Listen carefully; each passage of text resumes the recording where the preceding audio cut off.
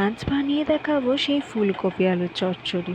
তার জন্য প্রথমে একটা বড় ফুলকপি ছোট ছোট টুকরো করে কেটে নেবো, আর কেটে নেবো আলুও। তারপর কড়াইতে সর্ষের তেল দিয়ে তার মধ্যে কালো জিরে ফোড়ন দিয়ে ফুলকপিগুলো দিয়ে ভালো করে একটুখানি ভেজে নেব।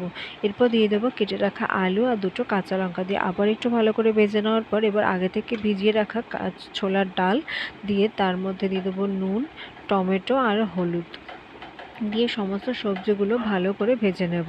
এতে কাঁচা ছোলার ডাল দেওয়াতে কিন্তু স্বাদটা আরও বেড়েছিল।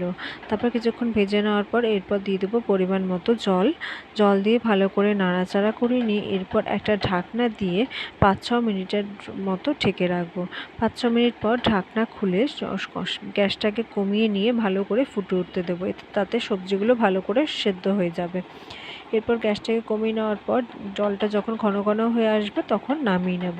ব্যাস, তাহলেই তৈরি হয়ে যাবে আলু ফুলকপির চচ্চড়ি। এটা কচুরি, রুটি বা পরোটার সাথে কিন্তু দারুণ লাগে। একবার নিরামিষ দিনে বানিয়ে দেখুন।